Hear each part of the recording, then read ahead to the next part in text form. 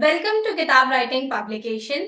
मैं हूं अंकिता सिंह और आज हमारे साथ हैं doctor Rita ma'am. Firstly I would like to congratulate you ma'am for having your book published with us. How are you feeling ma'am? First thank you very much. Actually मैं thanks बोलना चाहूंगी किताब राइटिंग पब्लिकेशन को, क्योंकि इसके पहले भी मेरे कुछ बुक्स है जो पब्लिश हुए हैं, वो यूनिवर्सिटी लेवल के थे और वो यूनिवर्सिटी से ही पब्लिश हुए थे। बट ये जो फर्स्ट बुक है जो मैंने किसी पब्लिकेशन हाउस को अप्रोच किया और फिर वो पब्लिश हुआ है। So I am really feeling very good and thank you to Kitab writing publication. Thank you so much for your kind words ma'am. सबसे पहले तो मैं आपसे यही जानना चाहूंगी कि आपकी ये जो बुक है BRICS and its challenges and prospects.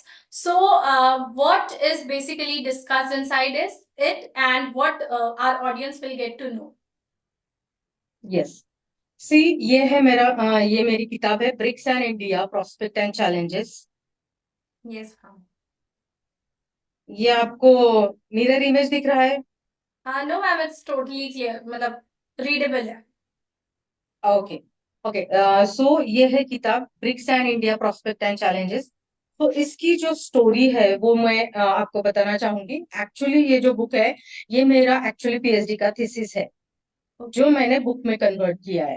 Okay, so PhD जब करना था मुझे तब बहुत सारे सब्जेक्ट्स थे, बट तभी मैंने ब्रिक्स के बारे में पढ़ा था। और आज हम देख रहे हैं कि बहुत सारे ऑर्गेनाइजेशंस है जिसका मेंबर भारत है। बट अगर हम किसी भी ऑर्गेनाइजेशन के बारे में अगर सोचते हैं तो compare to that organization, BRICS जो ऑर्गेनाइजेशन है वो कहीं ना कहीं बहुत सारी अचीवमेंट कर रहा है या बहुत सारे चेंजेस उन्होंने उनके ट्रेड्स में लाए। So specially when we are talking about BRICS, BRICS के बारे में मैं एक बहुत एक इम्पोर्टेंट पॉइंट है जो मैं मेंशन करना चाहूंगी यहाँ पे, कि ब्रिक्स ऑर्गेनाइजेशन जब एस्टेब्लिश हुई इन 2009 में, जहां पे 2010 में साउथ अफ्रीका उसमें ऐड हुआ, like Brazil, Russia, India, China and south Africa, ये है ब्रिक्स ऑर्गेनाइजेशन। सो उस टाइम उन्होंने, जब ये ऑर्गेनाइजेशन उन्होंने एग्रीमेंट साइन किया, उसी टाइम इस पांचों कंट्रीज ने एक तय किया था कि हमारा जो हम कंट्रीज के अंदर जो ट्रेड होगा वो हम हमारे ही करेंसी में करेंगे। Means they will not use any dollar, जो हम बोलते हैं ना डॉलर, लाइक हाँ। Dollar is a international currency. So this is the first thing जहां पे इंडिया की रूपी को इंटरनेशनलाइजेशन का जो क्या बोलते हैं, मतलब एक वो जो जर्नी है वो स्टार्ट हुई वहां पे। सो this is the important point. और इस बुक में क्या क्या है, तो इस बुक में मैंने स्टार्ट में BRICS organisation before forming the BRICS, what is the change in international trade specially in India, and after forming the BRICS what is the change in international trade after forming the BRICS. So ये सब मैंने लिया है यहाँ पे mostly, मतलब मैंने qualitative और क्वांटिटेटिव स्टडी किया हुआ है। रिसर्च टूल मैंने यहाँ पे यूज किए हैं, उस हिसाब से मैंने पूरा स्टडी किया है। सो बेसिकली स्टार्ट, अगर फर्स्ट चैप्टर आप देखोगे तो इंट्रोडक्शन ऑफ ब्रिक्स है, जिसमें ब्रिक्स का राइजिंग क्यों हुआ, what are the reason behind that. उसके बाद में ब्रिक्स के कुछ ऑब्जेक्टिव है, वो ऑब्जेक्टिव क्या क्या है, ब्रिक्स के आज तक के जो समिट्स हुए हैं, 15 समिट्स हुए, वो समिट्स के बारे में मैंने उसके अचीवमेंट्स, उसके फेल्यूर्स क्या क्या है, क्या होना चाहिए, ये सब मेंशन किया हुआ है। उसके साथ ही मैंने कुछ ऑर्गेनाइजेशन है जैसे G20 है, एशियन है, ये जो ऑर्गेनाइजेशन है जिसमें भारत मेंबर है, वो ऑर्गेनाइजेशन का भी मैंने एक ब्रीफ में एक जस्ट मेंशन किया हुआ है। ये सब करते करते मैंने फॉरेन ट्रेड के बारे में और फॉरेन पॉलिसीज के बारे में मेंशन किया है। व्हाई? बिकॉज आगे जाके मैंने जो फोर्थ चैप्टर है वो स्पेशली ट्रेड पे है। तो भारत का जो एक्सपोर्ट है, इंपोर्ट है, वो कितना है इस कंट्रीज के साथ, पहले कितना था, बाद में कितना है। सो ओवरऑल जो स्टडी है वो स्पेशली ट्रेड पे मोर फोकस कर रहा है। और उसका ये एनालिसिस मैंने किया है कि किस कंट्रीज के साथ हमारा ट्रेड अच्छा है। तो स्पेशली ओवरऑल स्टडी के बाद मुझे एक बहुत, मतलब तीन इंपॉर्टेंट पॉइंट मैं बोलना चाहूंगी। एक तो है ये पांचों कंट्रीज में चाइना का डोमिनेंस स्टिल है, और स्पेशली इंडिया पे बहुत है ट्रेड के इसमें। क्योंकि अगर हम देखते हैं तो मैन्युफैक्चरिंग इंडस्ट्री में चाइना अभी भी आगे है। ओके, सेकेंड थिंग, ब्राजील के साथ हमारी जो ट्रेड है वो बहुत अच्छी है। हमारे एक्सपोर्ट जो है वो बहुत अच्छे हैं ब्राजील के साथ। अगर हम अदर अदर 4 कंट्रीज के बारे में अगर देखते हैं तो वहां पे कहीं पे भी हमारा एक्सपोर्ट इंपोर्ट के आगे बहुत कम है। मतलब हमारे इंपोर्ट ही ज्यादा है अदर कंट्रीज से।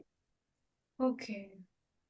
तो this is the important point I want to focus. और कहीं ना कहीं ये जो 5 कंट्रीज है, अगर हम इसके बारे में देखते हैं, चाइना मैन्युफैक्चरिंग में है। इंडिया का हम अगर देखते हैं तो इंडिया में इंफॉर्मेशन टेक्नोलॉजी जो है उसके इसमें हम बहुत अच्छे हैं। फिर हम ब्राजील देखते हैं तो वहां पे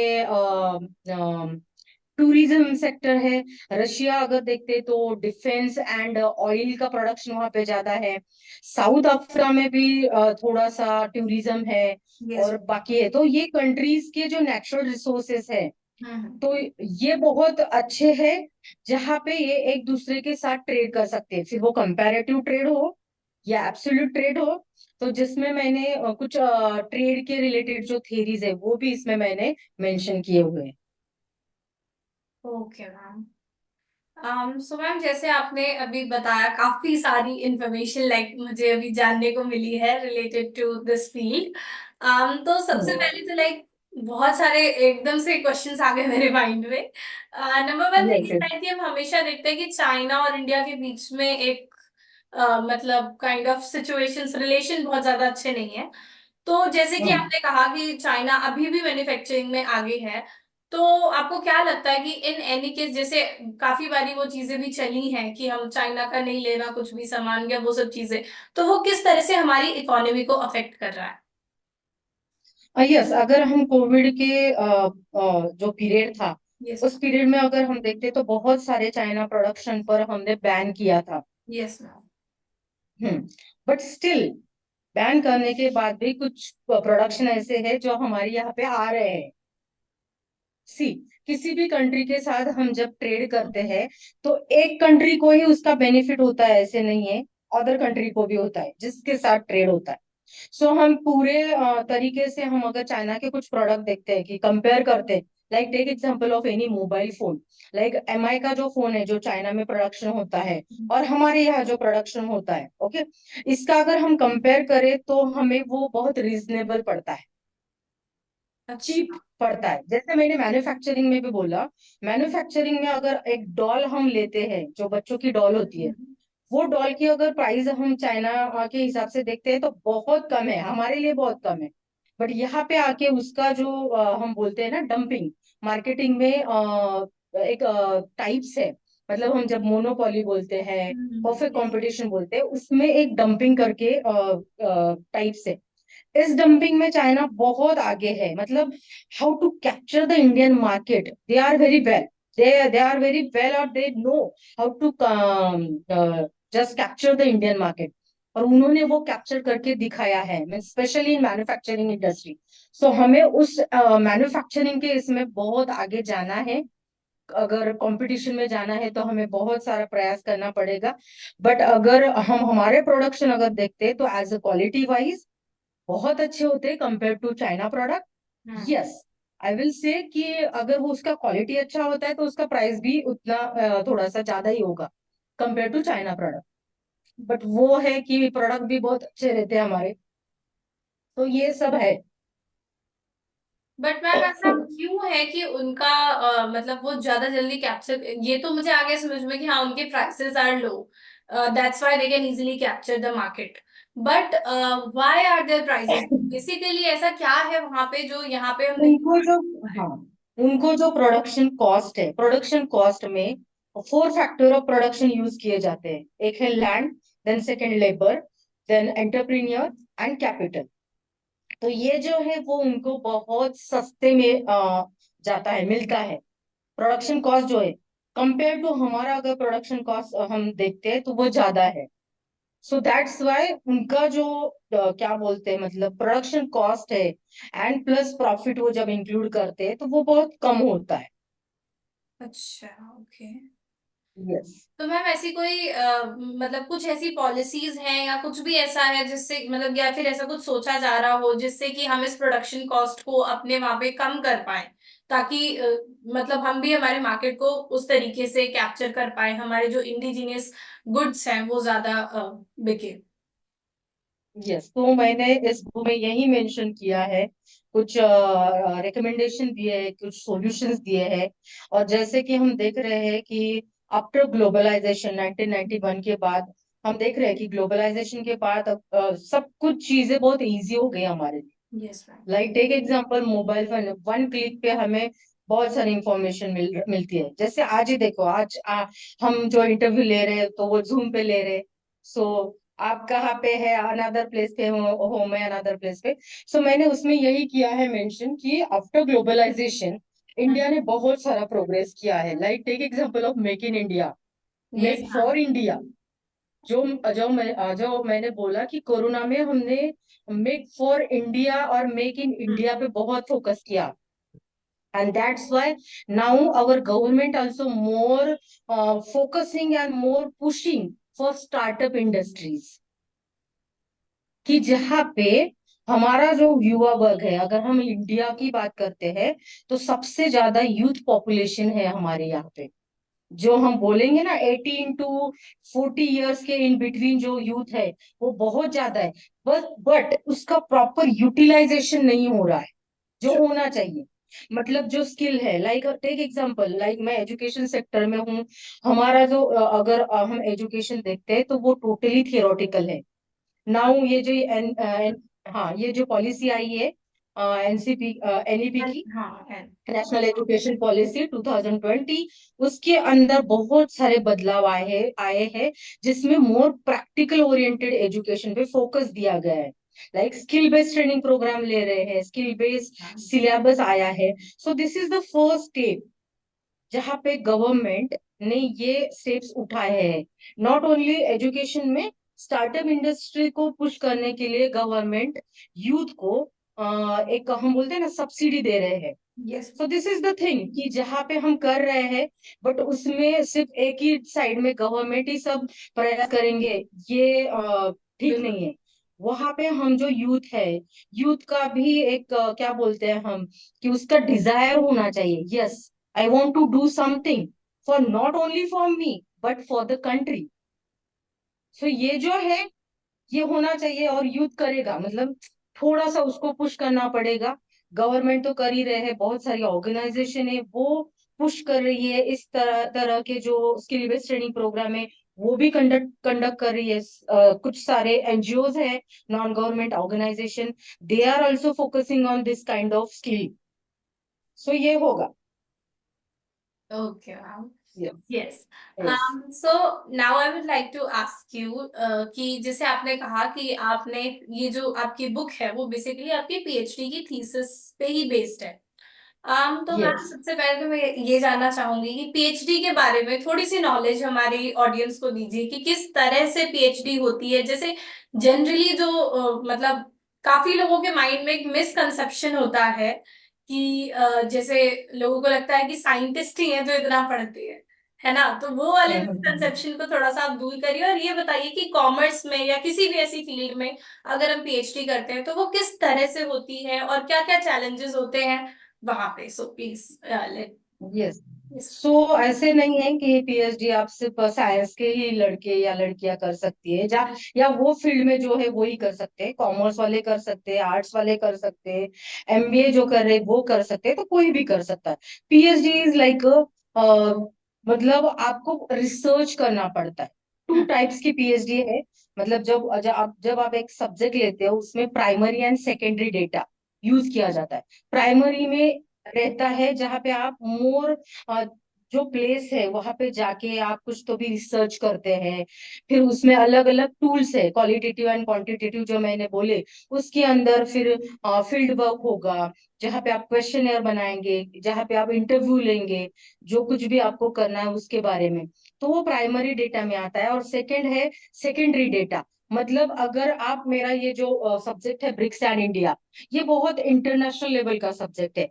इसमें मुझे प्राइमरी डेटा लेना था कि जहाँ पे मैं कुछ 5 कंपनीज है, मतलब पुणे में मैं रहती हूँ, तो हम्म। पुणे की मैंने 5 कंपनी सिलेक्ट की थी, जिनका ट्रेड ये जो ब्रिक्स ऑर्गेनाइजेशन है, मतलब ब्राजील होगा, रशिया होगा, चाइना होगा एंड साउथ अफ्रीका, इनके साथ उनका ट्रेड चल रहा है।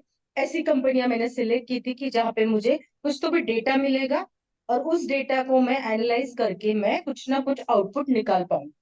बट व्हाट हैपन, जब हमारा थीसिस, जब ये सब्जेक्ट हम फाइनलाइज करते हैं और वहां पे एक्सपर्ट जब आते हैं, तब उन्होंने मुझे बोला कि इट्स नॉट पॉसिबल, जो भी आपने 5 कंपनीज सिलेक्ट किए, वो आपको डेटा प्रोवाइड करेंगे या नहीं करेंगे, यू डोंट नो। उसके लिए आपको नेटवर्क लगेगा, कोई तो भी नोन पर्सन लगेगा जो आपको प्रोवाइड करेगा। ठीक है, एक कंपनी का मिल गया, लेकिन दूसरे में प्रॉब्लम आ सकता है, तीसरी में प्रॉब्लम आ सकता है। सो दैट्स वाई उन्होंने मुझे सजेस्ट किया, you just focus on secondary data. हम्म।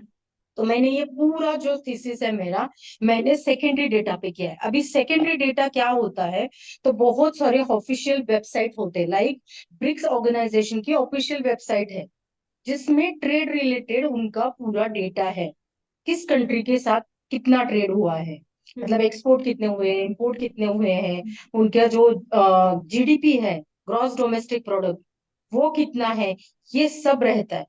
उसमें से मैंने डेटा कलेक्ट करके, मैंने ये जो पीरियड है 2006 टू 2022, इस पीरियड का स्टडी किया है टोटली, और वो डेटा निकाल के उसका मैंने एनालिसिस किया है। सो ये होता है कि पीएचडी में चैलेंजेस नहीं होते, ऐसा नहीं, बहुत सारे चैलेंजेस है। It is a research base. So ऐसे नहीं है कि आप कहीं से भी मटेरियल लाओ और कॉपी पेस्ट करो।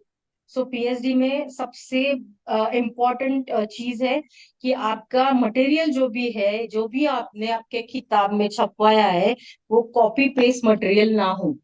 प्लेगरिज्म चेक होता है, यस। जब आपका थीसिस फाइनल में आता है तो प्लेगरिज्म चेक होता है, और उसमें अगर आप पकड़े गए तो आपको वापस सब करना पड़ता है। सो जब मैंने ये थीसिस करने के लिए स्टार्ट किया था, तो मेरा टारगेट था कि मैं 2 इयर्स में कंप्लीट करूंगी मेरी PhD. Okay. But it is a vast subject, yes. और फिर कुछ तो भी यूनिवर्सिटीज के भी कुछ रूल्स रहते हैं, रूल्स चेंज होते रहते हैं। Because of that, after like 2 years में मुझे कंप्लीट करना था, बट 2 इयर्स में ही मुझे मेरे जो गाइड थे वो रिटायर्ड हो गए। सो जो भी मैंने काम किया था after retirement, she is not ready to check the chapters and all. So starting से मुझे फर्स्ट से लेके वापस सब कुछ करना पड़ा, और फिर अगेन गाइड एंड ये सब थोड़ा सा होता है। बट एक मैं कहूंगी, बहुत सारे प्रॉब्लम आते हैं, बहुत सारे चैलेंजेस आते हैं। सबसे इम्पोर्टेंट पीएचडी करते समय आपको डाउन करने वाले बहुत मिलते हैं, खींचने वाले, हम बोलते हैं ना, नीचे खींचने वाले बहुत मिलते हैं। एक ऐसा समय आता है कि आपको लगता है नहीं, अभी हम गिव अप कर देते हैं, बट डोंट गिव अप। वहीं पे आप अगर पकड़ते हो कि चलो, इनको लगता है ना इसकी पीएचडी नहीं होनी चाहिए, तो हाँ, आपको वो करके दिखाना है। And in my case I did this, so I never give up. और मैंने वो फाइनली करके बताया। और तभी मेरा सपना था, मैं जब पीएचडी कंप्लीट करूंगी मैं उसका एक बुक बनाऊंगी। एंड नाउ बुक पब्लिश हो गया है। दैट्स तो मैं मतलब जिनको भी, हाँ, जिनको भी पीएचडी करना है, रिसर्च में जाना है, प्लीज डेडिकेशन से काम करो। और खुद का मतलब, अगर यस, बहुत बहुत टाइम ऐसा होता है लैंग्वेज का प्रॉब्लम आता है, मतलब इंग्लिश में करना होता है, most of the time English नहीं आता है। So do it whatever your language, like take example, हमारे महाराष्ट्र में हमारा मराठी बहुत फ्लुएंट है।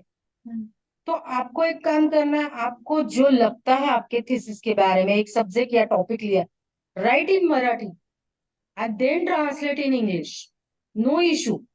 फिर इसमें आप कॉपी पेस्ट, आपका कोई भी मटेरियल नहीं होगा, ट्रू। क्योंकि आप आपके ओन वर्ड्स में लिख रहे हो। ओके। तो ये कर सकते हैं।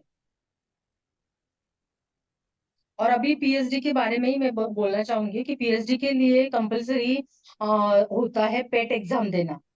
बट अभी 8 डेज बिफोर एक न्यूज आया है, जहाँ पे यूजीसी ने भी ये किया है कि बहुत सारे पीएचडी के जो थीसिस होते हैं, वो लाइक उसमें कुछ ये नहीं रहता, लेकिन लाइक लोग 5 लाख 10 लाख रुपए दे के पीएचडी बना ले, मतलब यस, थीसिस का काम कर लेते हैं। तो उसको कुछ ये नहीं रहता है उसमें। और एक प्रॉब्लम आया था कि अभी मतलब 8 days बिफोर की ये न्यूज है कि जो गाइड होते हैं वो स्टूडेंट को बहुत तकलीफ देते हैं।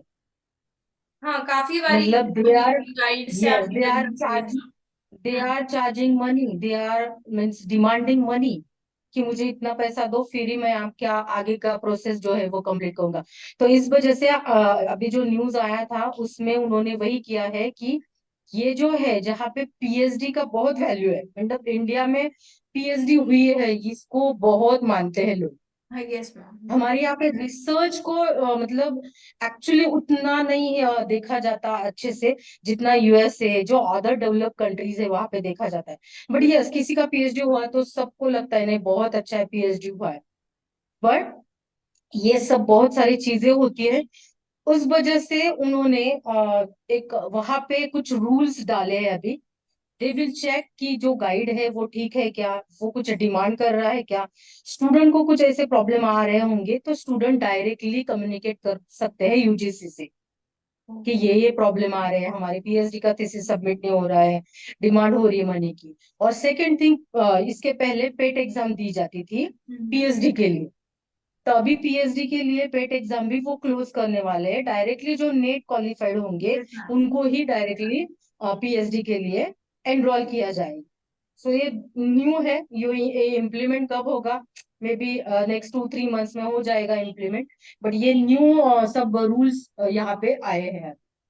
मैम, बट जैसे नेट एग्जाम का तो काफी टाइम से लाइक नेट का तो चलता ही है कि नेट के बेस मतलब, लेकिन ये होता है कि हाँ, नेट में अगर आपकी अच्छी रैंक आई है तो उस बेसिस पे फिर आपको वो जो भी पीएचडी के कॉलेजेस हैं वो आप सिलेक्ट कर सकते हो। बट एग्जैक्टली exactly, अब कंपल्शन नहीं वहां है पे कि नेट क्वालिफाइड होना ही चाहिए तभी आप कर नहीं पाओ। कंपल्शन किया है उन्होंने, अच्छा, इस नेट बार से। क्वालिफाइड होना। ओके। हाँ यस, इस बार से किया है। Okay ma'am. हाँ, ओके। क्योंकि ये जो पेट एग्जाम होती है ना वो नेट और सेट जैसी पेट एग्जाम होती है। तो उनका मानना ये है कि एक एक्स्ट्रा एग्जाम लेने से बेटर है जो नेट क्वालिफाइड होते हैं उनको डायरेक्टली हम हाँ। एनरोल कर लेंगे पीएचडी में ऐसे। Okay. Amazing ma'am, as I like जब मैं आपसे आपकी पीएचडी से रिलेटेड बात कर रही थी, so I got to analyse one thing कि आपकी जो एनालिटिकल स्किल है वो बहुत अच्छी है। एंड उसी बेसिस पे आपकी आपने अपनी पूरी पीएचडी को भी करा है इतने अच्छे से। तो यस, थोड़ी सी गाइडेंस दीजिए हमारी ऑडियंस को कि कैसे अपनी एनालिटिकल स्किल्स पे वर्क करें।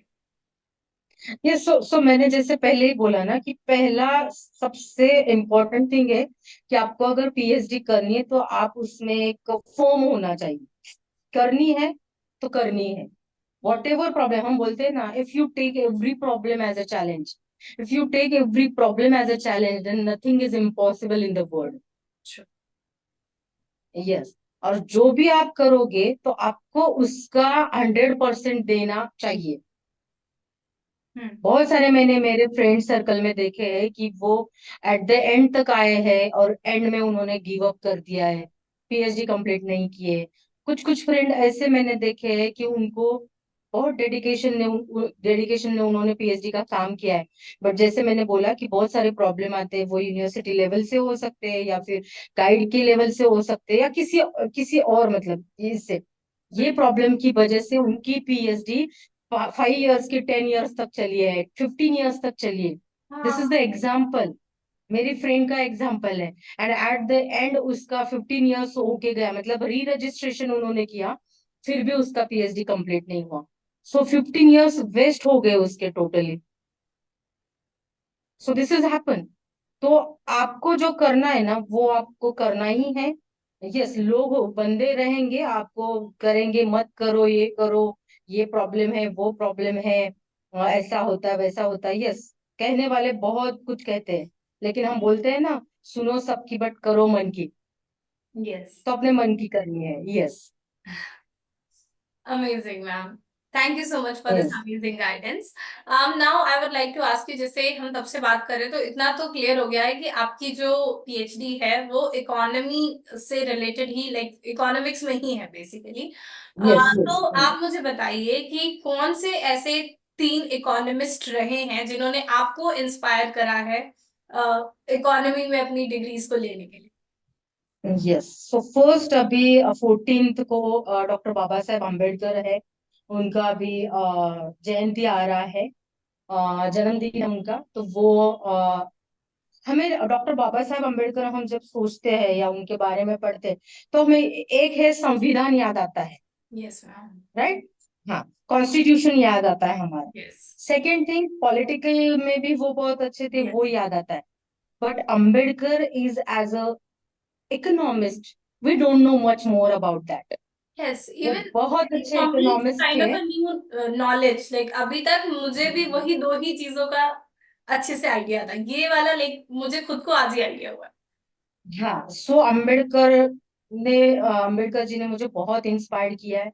सेकंड थिंग, अगर कोई है इकोनॉमिस्ट में, तो हम हमारी चाणक्य नीति है, हमारा कौटिल्य का अर्थशास्त्र है, मीन्स इकोनॉमिक्स। ये जब हमने पढ़ा, जब मैंने एक्चुअली मेरी जो बैकग्राउंड जो है, मैंने मास्टर्स किया है और इकोनॉमिक्स मेरा स्पेशलाइजेशन सब्जेक्ट है। सो डीपली मैंने स्टडी किया है इकोनॉमिक्स, जिसमें हमने ये बेसिक, मतलब Indian economist and foreign economist, like classical and न्यो classical economics, इनका हमने स्टडी किया है। तो ये जो है, इसमें चाणक्य है, कौटिल्य है। न्यो क्लासिकल में हम अगर देखते हैं तो केन्स है, केन्स है, मार्क्स है। मार्क्स जो जिसने एक्सप्लॉयटेशन ऑफ लेबर पे बहुत सारा काम किया है, बहुत सारा लिखा हुआ है। And this is happen till date, exploitation, मतलब उस यस पीरियड में मैम। ही एक्सप्लॉयटेशन होता था। नो, आज हम बोलते हैं ग्लोबलाइजेशन है, आज हम बोलते हैं कि बहुत सारी इक्वेलिटी आ गई है मेल एंड फीमेल में। नो, नहीं आई है अभी तक। पेपर अगर पे आई है। एक छोटा सा, yes, not in paper also, I am telling you one small example. अगर एग्रीकल्चर सेक्टर का अगर आप स्टडी करते हो, तो मेल जो है सेम काम 9 to 6 PM तक वो सेम काम करता है, तो उसे 450 रुपए डेली वेजेस मिलते हैं। बट वही काम अगर फीमेल करती है, तो उसको 200 रुपए वेजेस मिलते। So still this this kind of discrimination is going on. जो मार्क्स ने तभी भी बताया था, एक्सप्लॉयटेशन होता है। And not I am talking only in agriculture sector, take example of any chemical industry, take example of any service sector, like take example of corporate sector. ठीक है, कॉर्पोरेट सेक्टर में वेजेस, एम्प्लॉयमेंट, सॉरी, पेमेंट का discrimination नहीं दिखता हमें। But again जो approach होता है टूवर्ड्स मेल एंड फीमेल, जो उनका काम है, जो उनको हम बोलते हैं ना एक पुश करना चाहिए, वो हाँ। स्टिल डिस्क्रिमिनेट होता है। नहीं नहीं, लेडीज ने किया तो अरे हाँ ये तो ऐसा ही है, वैसा ही है, स्टिल इट्स गोइंग ऑन। सो ये सारे इकोनॉमिस्ट है। तो एक स्पेसिफिक नहीं, यस, कि मैंने ये तो नाम लिए ही, बट बहुत सारे इकोनॉमिस्ट है जो एक्चुअली हमें आज भी अगर हम देखते हैं तो इकोनॉमी में हमें उनके जो भी उन्होंने क्या बोलते हैं हम थेरीज इंप्लीमेंट किए हैं, वो आज भी देखने को मिलते हैं हमें। Like take example, Ambedkar ji ने बोला था कि इनइक्वालिटी जो है, वो इकोनॉमिक इनइक्वालिटी वो क्यों होती है। तो सबसे मेन होता है, जो मैंने बोले 4 फैक्टर ऑफ प्रोडक्शन, उसमें सबसे इम्पोर्टेंट है लेबर। अग्रीड। यस। तो कोविड की सिचुएशन का मैं आपको एग्जांपल दूंगी। कोविड में क्या हुआ, ये लेबर ही था जिसको ज्यादा से ज्यादा सहना पड़ा। बिल्कुल बिल्कुल। बराबर है? हाँ। यस, सो इन दैट और वो सिचुएशन भी डेली वेजेस एग्रीकल्चर लेबर को सेक्टर है, समझना था। एग्जैक्टली एग्रीकल्चर सेक्टर था, इंडस्ट्री था, सर्विस सेक्टर था। ये तीनों sectors they are stop working in covid situation, because lockdown हुआ था। और जब हम बोलते हैं कि लेबर माइग्रेट होते हैं जॉब के लिए हम्म। एक स्टेट से लेके दूसरे स्टेट में, सबसे ज्यादा प्रॉब्लम इनको ही आया। And in that situation doctor Ambedkar ji ने भी वही किया है। जब वॉर सिचुएशन आते हैं, जब ऐसे वायरल इन्फेक्शन जो होते हैं, मतलब कोविड जैसे जब सिचुएशंस आते हैं, जो हेल्थ के लिए बहुत प्रॉब्लमेटिक होते हैं, इन सिचुएशन में इकोनॉमिक इनइक्वालिटी बहुत बढ़ता है। And this is the fact, बड़ी है in that situation, not only in economic inequality, unemployment बहुत सारा बढ़ गया उस टाइम पे। उस हम्म। टाइम पे हम देखते तो एक एक साइड में पॉपुलेशन इंक्रीज हो रहा था कोविड सिचुएशन में। सेकेंड थिंग, जो हमारा पॉवर्टी है वो रेशो अगेन बढ़ गया था। सो this is the happen happen and still it's going on. जो कोविड का इम्पैक्ट है जो अभी तक है, आज भी कुछ कंपनीज है वो वर्क फ्रॉम होम का काम ही दे रही है, कॉर्पोरेट हाँ कंपनीज। कुछ बिल्कुल। कुछ कंपनी ने कोविड के सिचुएशन में लोगों को वीआरएस दे दी। So they are facing still this employment problem, they are not getting any job. तो जितने भी मतलब आज हमारे इकोनॉमिक्स के अंडर जो थेरीज है, वो इंटरनेशनल ट्रेड रिलेटेड हो, जो माइक्रो में हो, मैक्रो में हो, पब्लिक इकोनॉमिक्स में हो, या ग्रोथ एंड डेवलपमेंट हो, सभी थेरीज अभी भी उतनी ही क्या बोलते हैं इम्प्लीमेंट होती है। Yes. Ma'am, now I would like to know a little bit more about Chanakya जी, क्योंकि उनमें थोड़ी सी मेरी मतलब मेरा जो इंटरेस्ट है थोड़ा ज्यादा है, so I would like to know much from you कि मतलब उनके बारे में कुछ बताइए कि क्या क्या हम उनसे सीख सकते थे। वैसे तो वी ऑल नो कि he was a kind of personality जिससे बहुत कुछ सीखा जा सकता है और वो सब कुछ लाइक इनफाइनाइट नॉलेज है, बट स्टिल आपको कौन से पॉइंट्स ऐसे हैं लगते हैं जो हम सभी को उनसे सीखने चाहिए। सी चाणक्य नीति में और उन्होंने भी एग्रीकल्चर पे बहुत फोकस किया था। अगर हम देखते हैं चाणक्य नीति में, और जो भी उन्होंने इकोनॉमिक पॉइंट बोले हैं या बताए हैं, वो आज भी, यहाँ आज भी क्यों बोलते हैं कि चाणक्य नीति यूज होती है, यहाँ पे होती है, वहां पे होती है। It's not only in economic point of view. Yes.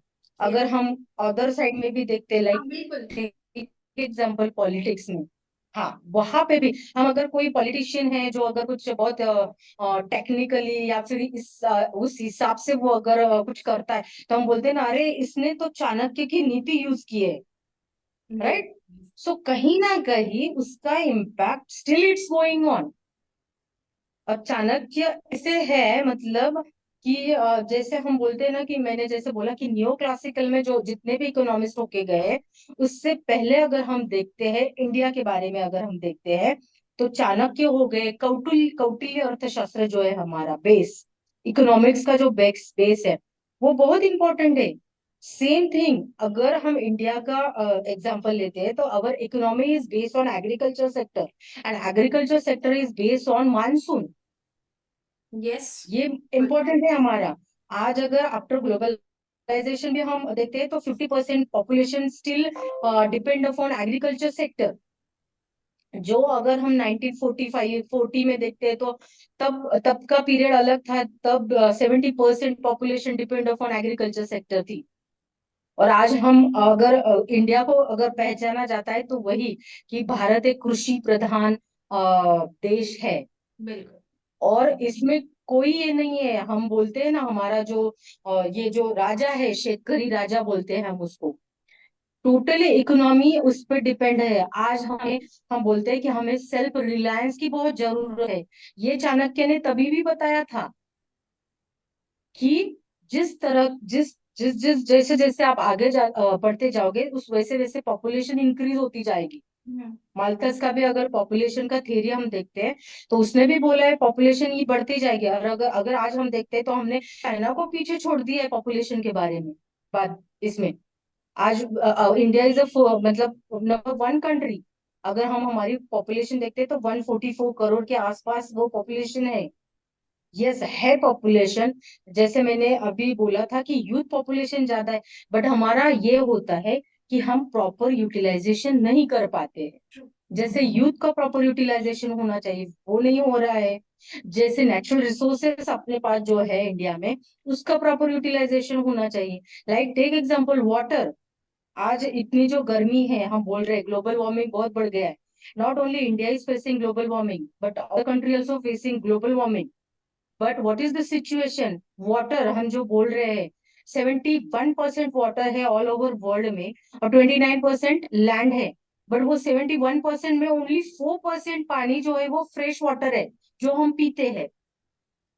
तो ऑल ओवर वर्ल्ड में 4% वाटर अगर फ्रेश है, तो हमें ये जो वाटर है उसका कितना मतलब हम कैसे यूज कर रहे हैं, नहीं कर रहे हैं सेव वाटर। क्यों गवर्नमेंट को ये करना पड़ रहा है कि नहीं, सेव वाटर, सेव पेट्रोल, ये हमारे जो नेचुरल रिसोर्सेस है। तो इस नेचुरल रिसोर्सेस को हमें भी यूटिलाइजेशन करते समय हमें ये होना चाहिए कि these are the limited natural resources, तो हमें उसका यूटिलाइजेशन कैसे करना चाहिए। और उसके लिए अलग अलग पॉलिसीज है जो गवर्नमेंट कर रहे हैं। बट ये सिर्फ गवर्नमेंट का काम नहीं है, ये सिर्फ कुछ संस्थाओं का काम नहीं है। But as a human being, as a एक भारत के आप नागरिक हो, तो ये हर एक इंडिविजुअल का काम है कि इसमें उसका भी दायित्व बनता है कि मैं मेरे देश के लिए क्या कर सकता हूँ। बिल्कुल। हम हमेशा बोलते हैं ना कि देश ने हमारे लिए क्या किया, राइट? हम ऐसे बोलते हैं। बट मैंने डेवलप कंट्रीज में, मैं जब लंदन में गई थी, मैंने ऐसे देखा है कि हमारे यहाँ पे हम बोलते नहीं, मैं बहुत प्यार करती हूँ मेरे देश से, कंट्री से। बट वहां के लोग ये बोल के नहीं बताते, वो उनके एक्शन से बताते। आज अगर आप लंदन में जाते हो, आपको कहीं पे भी कचरा जो है, गार्बेज, कहीं पे भी नहीं दिखेगा। प्रॉपर सिस्टम है उनकी। प्रॉपर इंडिविजुअल पर्सन ये सोचता है, नहीं ये देश मेरा है, मुझे इसको क्लीन रखना है।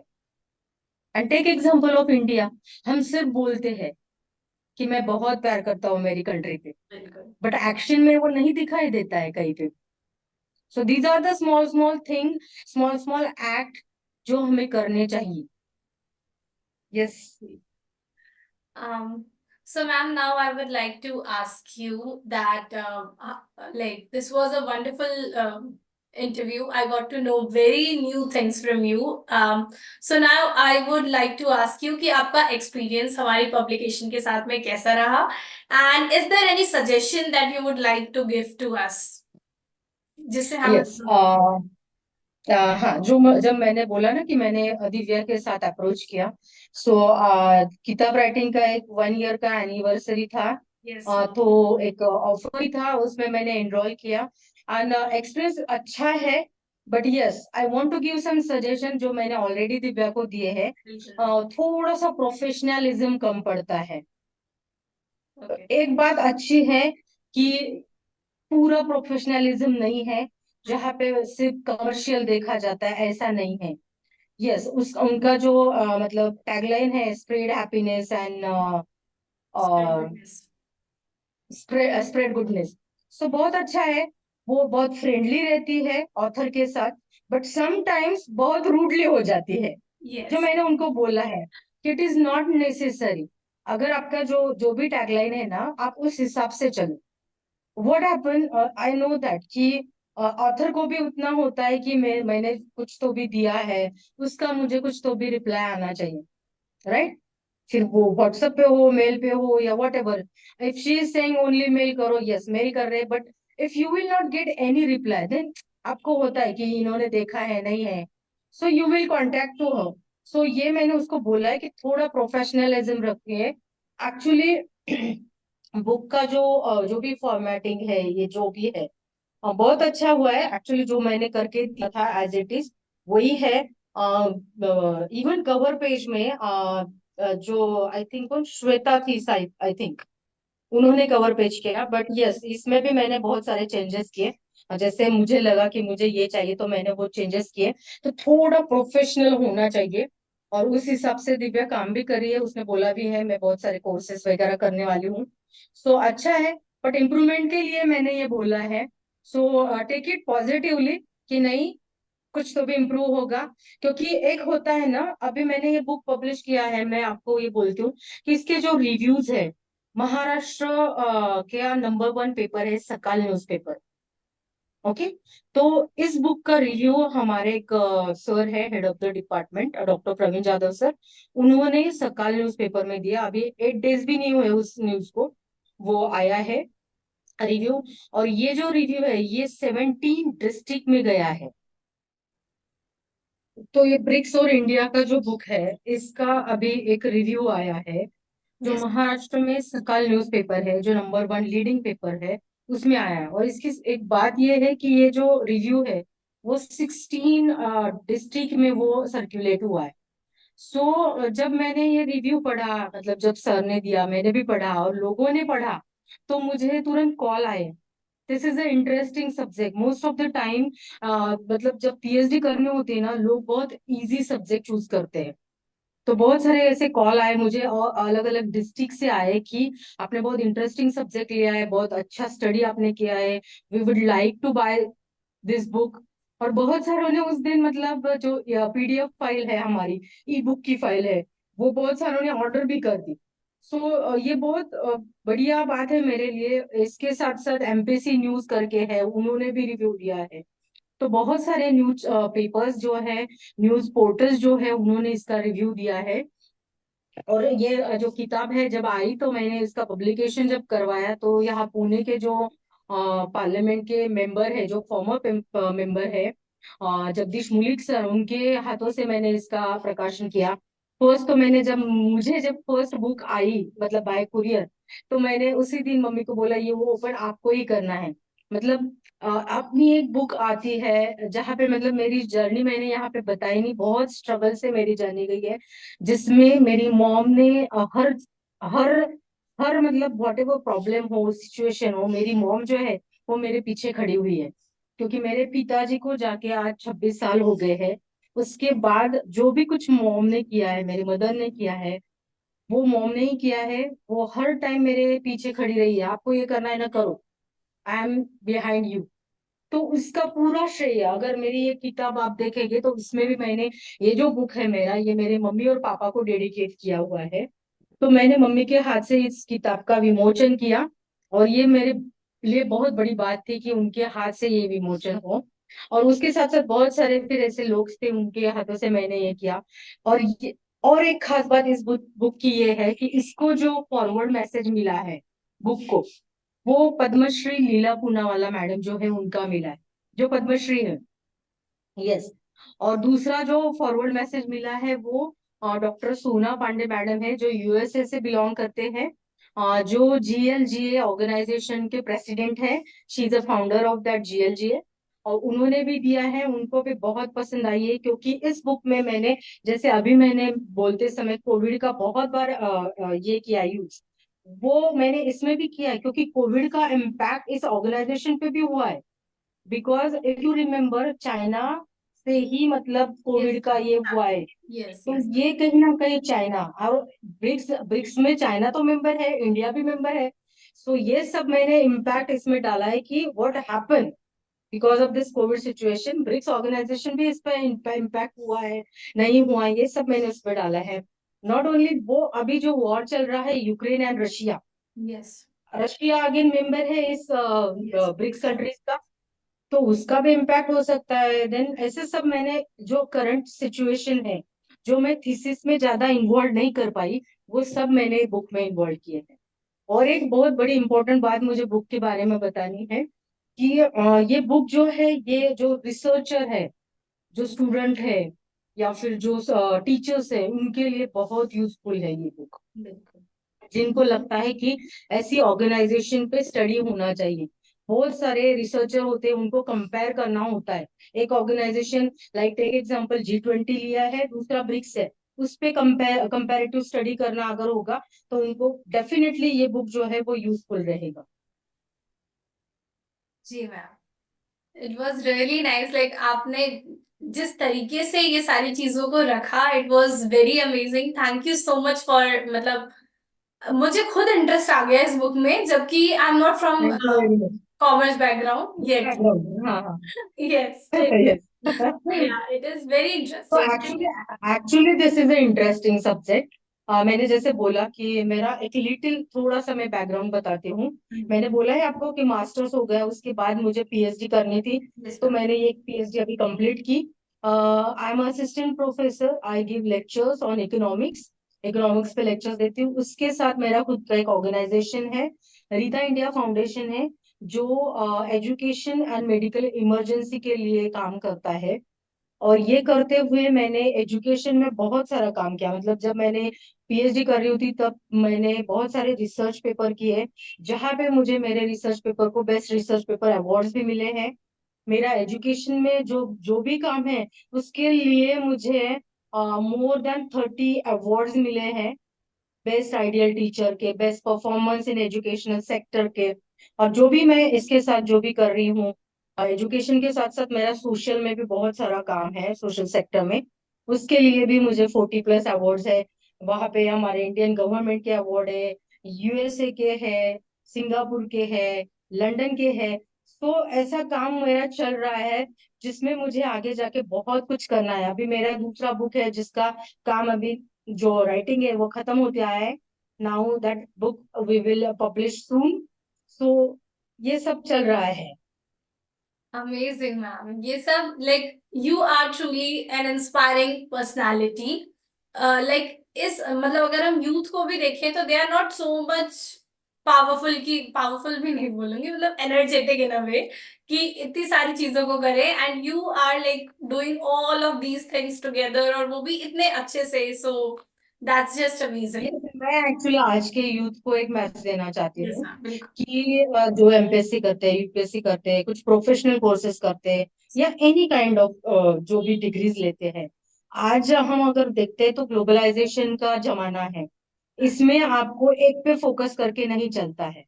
लाइक टेक एग्जांपल, नहीं नहीं मैंने सोचा कि मुझे सिर्फ प्रोफेसर बनना है, मैं वही करूंगी। नो, आपके पास मल्टीपल स्किल होना जरूरी है, मल्टीपल टैलेंट होना जरूरी है।